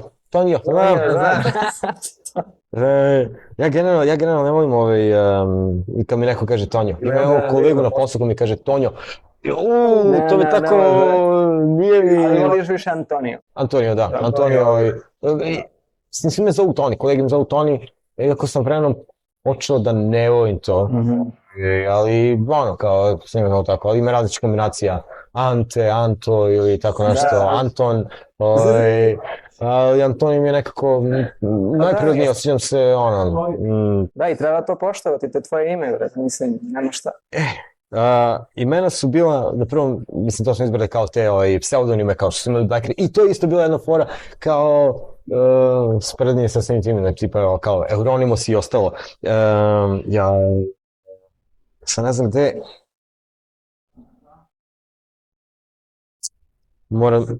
Moram da nađem... Ne znam napamet kako su bilo. Da, Marko je bio Marcos La Fiesta Ricardo, Stefan je bio Stefan Rosbenjo Ronaldo, a ja sam bio Antonio Batistuta de la Vega. To je bilo kao, bude u potpunosti u tom fazonu. Da, pa kao postoji na primjer band i zaboravljamo onaj Gorillaz band, svi su to crtani i svako ima svoje ime prezime. Ja kao, pa da, nije mi to loša ideja da odvedete i naravno. Pa to su tražili su neke kao, ne znam, Matador ili šta već, kao što su ovi Caballeros i ostalo. I onda smo to ubrzimo u nekom programu da deluje onako, da kažem, demonski, odnosno da bude i sepija, da bude inverzivne boje, i onda bukvalno umjesto očiju nema ništa, kao, može ovo kao stoji, onda znaš, staviš tu sliku i ispod kao, ne znam, Bas Marković i ostalo, kao, šta je ovo, kao neke dede, mislim, bukvalno slikama, ali to je bio ceo taj trip, kao da, isto to neka kažem, i to je sprdnja i opet i odavanje omaža svim tim black metal i extreme metal, kakvom projektima gdje ljudi nisu želi da stane svoje slike već da budu kao mistične figure. Znači, jeste sprdnja, odnosno šala, šegačine, ali je i način da pokažeš da poštuješ to što su ljudi radili.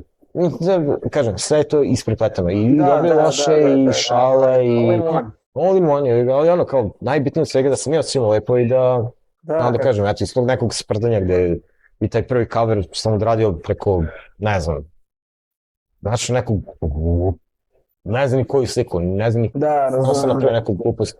Mislim, logo prvi sam crtao u Paintu, bukvalno, ništa da kažem da je to trebalo da deluje profilno, znači bilo je baš onako sirovo, baš, kažem, i sprdanje i kao, znaš, da pokažeš tu sirovost svega, znači, ispalo je to kako je ispalo. Jasno. Veoma simpatično s te strane. Ja mislim da i zbog toga su se ljudi, mislim, ti koji slušaju tvoju muziku, oni zato se osjećaju povezano. Ali, na primjer, za oni koji ne znaju taj žanr, death metal i taj kao, kako bi nazvao? Da li okruženje ili da li taj ambijent? Kao, znaš, kao, postoji hip-hop, a to je kultura. Pa to kao, ja bi mogao da zovem to kao kultura, metal kultura? Mi smo davno, znači... Nisam siguran, ja zbog toga, mislim, stvarno nemam pojma. Ali ono što je specifično, znaš, kao ljudi kako se oblače, mentalitet, muzika, znanje, znaš, svi imaju neko znanje, ali kad kažem znanje, mislimo i u muzici i uopšte u kulturi. Nekako je to, drži različitih tih faktora, pa zato mislim da je to kao kultura. Jeste, mislim, opet, mi smo jako to krenulo sa grindcore-om, opet posle to bio Death and Roll, i zbog toga kako je izvučio taj prvi album, krenuli smo da to nazivamo necro roll, baš zbog te neke atmosferi i tog nekog takvog tripa, ali to nam je najviše odgovaralo, i death metal je, ali nije tipičan death metal, ima grindcore, ali ne na taj način, i zaista opušten, i Death and Roll je opušten, pogotovo što, znaš, inspirisan budeš i slušajući, ali generalno inspirisan tipa Karkazom, kako je kasnije radio neki gomila benda koje ja nisam slušao, i to, mislim, stvarno nikad nisam bio fan tih bendova, pre Stefan jeste, i Gorefest holandski koji smo, mislim, svi voli na ovaj ili onaj način, oni su imali taj svoj Death and Roll, tu Death and Roll fazu, i to je uticalo na to da se napravi tako. I on tipa, znaš, odeš na, iako svako može stranice na Wikipediji da uređuje kad se registruje, ali znaš, ti odeš na to i da niko nije dirao i da umeđu svim tim velikim imenima koji su stvorili žanr, stoji naš, kao link kanal, znači ime i link automatski, kao, znaš, to lep je trip. Da. Ima takvih bendova po svetu i ostalo, ali jednostavno, negde neko je shvatio da smo prepoznatljivi na ovaj ili onaj način. Ali kako bi objasnili onima koji, na primjer, hoće da kapiraju taj žanr? U smislu, na primjer, to je kao novi jezik, razumeš? Kao, na primjer, ti sad učiš španski, kao hoću da razumem neke šale. Na primjer, može neka šala ne može tek tako da se prevede na jezik zato što zvuči drugačije. Pa na taj način, kako bi se ovaj žanr razumeo? Za koga je više ovakav žanr? Zato što meni je trebalo malo vremena da bi kapirao poenta ovog žanra, znaš, kao energija. Jasno, tipa nije tipično kao, na primjer, kad znaš šta je black metal. Od prilike za ljude koji vole ekstreman zvuk, ali nisu toliko opterećeni time da budu, da kažem, 100% acolytes tog sveta, već jednostavno uživaju u tome, odu na neku takvu svirku, da se zezaju, popiju koju pivo, skaču tamo vamo i možda samo kuliraju, znaš, ne očekuje se ništa njih. Ako si došao tu da uživaš u tome, super, ako ćeš da skačeš, skači, bar ja tako vidim, znači ne mogu da govorim uopšte za sve panove tog žanra i ljubitelje, uopšte, ali meni je bilo kao neko neutralan, ne moraš biti fan najekstremnijeg metala, možeš voliti to. Spaja različite satove, jer opet mešavina death metala i roll, znači rock and rolla. Ne znam, neko od ovih bendova koji, da kažem, pioniri tog žanra su govorili da nisu stvarali muziku da bi napravili novi žanr, jednostavno njima je to tako išlo. Nama nije baš išlo tako, mislim, nisu taj nešto svirao, mislim, Bugs je hteo da stvara muziku, Marko je vjerojatno dobrim delom koja je bliže tome nečemu, da bude tako opuštenija, ali opet se ne planirao, jednostavno sve se pretvaralo u to što se pretvaralo. Kažem, sve pesme su, ih mi nazivamo Death and Rollom, opet i Human Misery možda ne, ali La Usurpadora i Monumento por Esmeralda imaju mnogo više melodic death metal elemenata nego što imaju Death and Rolla. A onda La Usurpadora ima fenomenalan breakdown na kraju, mislim, koji se još završao i solažom, što je isto nevjerojatno spajanje nekih stvari koje su više u core svetu, bilo da je to deathcore ili metalcore, znači taj breakdown meni je veoma drag, baš ima i mislim sam tempo i onda im promjena mog vokala koje nije bilo očekano, jer Bugs je mislio da odredim to na jedan način, i onda sam ja bukvalno izbacio nešto iz sebe i onda je bilo kao to je prava stvar. Čak u momentu por Esmeralda originalna verzija traje duže i ima ne baš breakdown, ali je trebalo drugačije da deluje. Čak ja nisam znao kako će učiti finalna verzija, mi smo, kad smo snimali taj spot, odradili po toj nekoj demo verziji koju su oni nasnimili, mislim, mojim nakon snimljenim vokalom, i onda je Bugs je samo tokom plana za produkciju i ostalo bio samo saseko, eto nam je na primjer isto produkciju te pesme radio još jedan lik, on je Karlo, sad ću ti kažem pravo. Jesi iz Meksika ili? Ne, iz Srbije. A i Srbije? Samo izvinite. Karlo Testen, on je čovjek koji je svirao u jednom kult bandu koji se zove Space Eater, on bavi se produkcijom, Space Eater, tako da on ne postoji već ali je isto, kažete, bavi se takvim samom produkcijom i odradio isto posao koji je, mislim, bukvalno pogodio ono što smo zamislili oko zvuka. Stefan je bio sa njim u kontaktu oko toga šta i kako da se odradi, ali to je ono, otprilike, znao sam da će pesma zvučiti na kraju tako kako je on odradio, tako da to su neke stvari koje neki ljudi osete, bukvalno šta mi želimo. Ali to je isto tako i sa Hiba Misery, i sa Lucio Padrom, i sa Momento po Resmeralda. Ljudi su skontali šta mi želimo, kako želimo da to zvuči. I bilo je pitanje zašto naš ne snimite mini album ili ceo album ponovo. Moje viđenje je da gomila ljudi danas, mislim, gomila benda danas mnogi izbacuju dobre albume, ali ima previše hiperprodukcije, što zbog obaveza prema izdavačima i tako dalje. Da snimamo ceo album, a da ljudi ne čuju sve to, ili da snimamo nešto usiljeno, da ne budemo zadovoljni, nije rešenje. I onda ovako izbaciš povremenu pesmu kakvu želiš, koja ti pada u tom trenutku i da bude neki maksimum koji si u tom trenutku mogu da stvoriš, a zašto onda ne bi svaki imao neki svoj posao? Jer meni vokal nije istina sve te tri pesme, drugačije. Opet, drugačije sam ja bio samo grlo kako mi je bilo stanje, ili kako sam se ja osjećao, ili kako sam želeo da to liči. I onda nekad je bolje sve te pesme možda i skupiti u jednu playlistu, staviti i onda slušati tu promenu, da je različito, a da je opet isti bend u pitanju i da svaka ima neku svoju priču, jer Jesno nastave kao deo same sebe, ne kao deo nečega, ne cene već same sebe. A opet sve tri prave jednu priču koja se zaokružuje. Jer su nastali u tom nekom drugom talasu našeg grada, ili posljednjem talasu, kako god hoćeš da ga nazoveš, i imali su tu energiju tog trenutka i zbog toga nam je uvijek bilo bolje da imamo tako po neke single.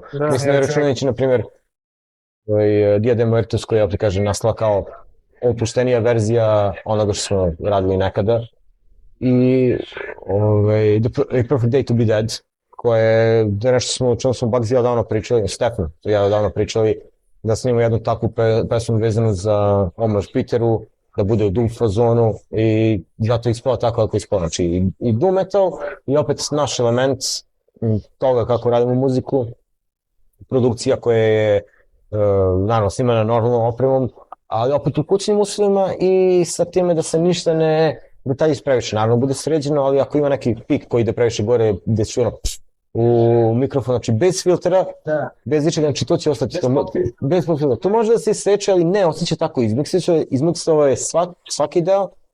Neke stvari su mogle ispadnu za nas su bolje, ali opet je išlo na to da bude, da ima tih sirovih prelaza, da baš ostane kao, da ne ide to tako lepo levo desno, mislim da deo kao čuješ na s leve strane deo s desne, već baš da ima te nepravilnosti.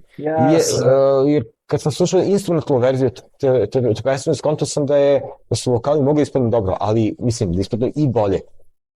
Ali da je ispalo bolje ne bi bilo ono što je bila ideja, ne bi to bilo ono što je ispalo na kraju. Jer nije nekad mi pojenta da stvari budu savršene. Nekad je stvarno pojenta da ispadne onako kako ti želiš i da... Tačno, to je ono ego, zato što taj savršenost, i šta znači biti uopšte savršen, zato što to je vrlo subjektivno i to je problem.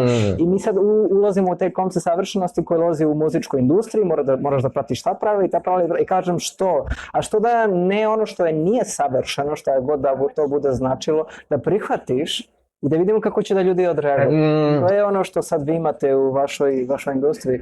I ajde sad da polako završavamo. Da li imaš ti neku poruku za mlađima koji su zainteresovani da ulaze u muzičko tržište, kao koju poruku bi ti im dao iz sad tvoje perspektive, koji si već ti nešto odradio, znam da ti nisi muzičar, razumem, ali ti si već bio... u tome.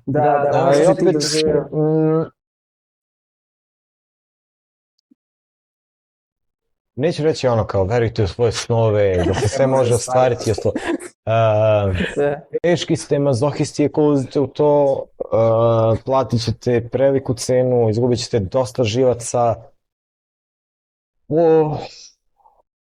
rasturit ćete mnogo prijateljstva, iznervirat će vas ljudi i razočarat će vas ljudi od kojih ste očekivali mnogo veću podršku ali vredit će i sve to. Mislim, život je takav. Ako ne u muzičkoj sferi, možda nečemu ozbiljnijem. Sa muzikom možete i da prođete bez posledica. Ako uđete neki pravi poslovni poduhvat, možete proći mnogo gore. Radite to iz ljubavi, radite to što volite, zato što volite. Uživajte u tome što više možete i nemojte siliti. Onog trenutka kada osjetite da to ne ide, napravite pauzu ili sasetite. A ako vidite da će rušiti vaše odnose sa drugim ljudima, bolje se povucite od svega toga. Potrudite se da ne povredite puno one koji su oko vas, bilo da su direktno učestvuju u tom muzičkom poduhvatu ili da su ljudi iz vaše uže okoline, znači porodica i pogotovo neki dragi ljudi, jer sve to nosi neki pritisak koji nekad isprazni nekom drugome. Ali radite sve to iz ljubavi, najbitnije je raditi stvari iz ljubavi i sve dok vam to pričinjava zadovoljstvo dok vas ispunjava. I gledajte da vam to ne postane posao. Mislim, super ako postane posao, ako živite od toga, ali da nikad ne bude nešto što morate da odradite i da vas čini nesrećnim. Kao rob, ne? Kao rob, to je ono zašto sam ja izašao iz sveg tog, da kažem, neke vrste promoterstva vezano za svoj stari blog i ostalo. Znači što je postalo kao posao, a tek za njega nisam bio plaćen, nije mi pričinjalo zadovoljstvo.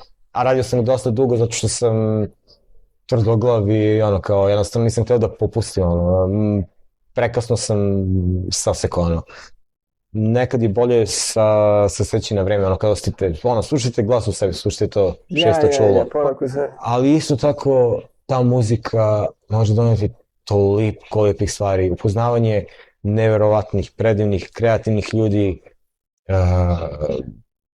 odlasti na festivale, bilo da idete samo kao fan ili da možda i nastupate uz malo sreće, ali odlasti na festivale, slušanje muzike koju volite, putovanja, sve to što muzika može da vam pruži samo time što je slušate je nešto neverovatno. Bilo koja umetnost, ali za mene je muzika bila to što mi je uvek pružila nešto, neki mir u mnogim trenucima. I često mi je ona bila način da dođe do nekih odgovora koje sam znao, u stvari samo da mi kaže, ej, znaš, to budaletino, kao samo prati svoje instinkte, kao potvrda neka, nekad je potrebno da ti nešto drugo bude taj glas koji će, odnosno ta snavagi koji će prevagnuti onako kako treba, jer možeš biti okružen sa gomilom fenomenalnih ljudi i da čuješ, ali ne prihvatiš dobre reči sa njihove strane, a da ti baš muzika da dobar, odnosno ta umetnost ti da jedan kao boost, jedan pogurivanje u pravom smeru, smerite, tu treba da ideš, znači ne levo, ne desno, pravo, jer nekad je sigurnije samo nastaviti dalje, a ne pokušavati tražiti alternative. Ne pomeniš samo da nastaviš. Samo da nastaviš jer to je samo zaobilaznica koja može biti dead end, a to nešto pravo jeste dug put, ali dug put vodi do nečega što donosi neku dobit, nešto ima iza tog dugog puta, jer ništa nije blizu, mislim, rješenja jesu na duhvat ruke, ali ne na takav način, muzika je mnogo toga pokreće i kao i svako umetnost spaja ljude, ali muzika zaista spaja ljude. I zahvaljujući muzici, zahvaljujući tome što sam bio involviran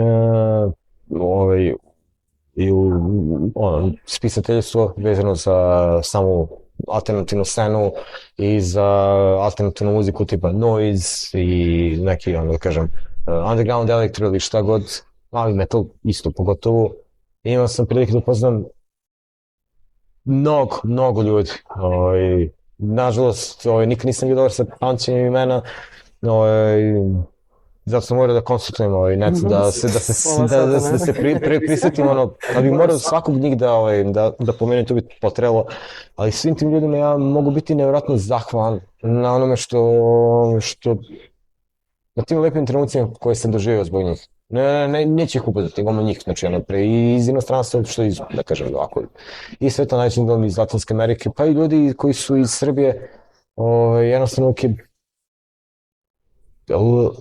ne mogu objasniti koliko znači koliko je fenomenalno to što sam doživio, što sam imao prilike da doživim. Tako da vredi, ako to nekom pasija da bude deo, mislim, da da sebe u muzici, da pokuša da nešto stvari u svemu tome, neka ide. Znači, nosim mnogo teških stvari, mnogo loših stvari, ali mnogo više dobrih. I treba pratiti i treba raditi ono što se osjeća, što se tiče toga. Bar je tako moje. Super. U slučaju da neko želi da vas kontaktira ili da žele da se kontaktiraju s tobom, gde mogu da zaprati? Pa mislim, mogu poslati na Fernando mail, vjerojatno ga imaš, vjerojatno staviti u opisu, ja ti mogu predstaviti svoj mail koji koristim za The Void Breeder, da kažem isto i dalje blog, i uvijek mogu kontaktirati i pitati otprilike bilo šta, samo da ne pitaju ponovo o tome kako smo došli od toga da se nazovemo tako kako se nazovemo, jer me to ubio u pojave, jer svako mi živi to pitao, mislim da sad jedno 30 puta odgovaram to isto i to mi je jer tu se lako nađe taj podatak, ali svakako uvijek može neko da kontaktira za bilo šta, mislim ja mogu pomoći maksimalno koliko mogu ili da uputim na nekog ko bi bio dobar promoter ka nekom drugom mediju, jer ima ih, mislim, da, sad ne toliko aktivnih, toliko dobrih, naravno, Heli Cherry webzin, Abadan isto webzin, ljudi koji su generalno aktivni, koji stvarno gledaju da popune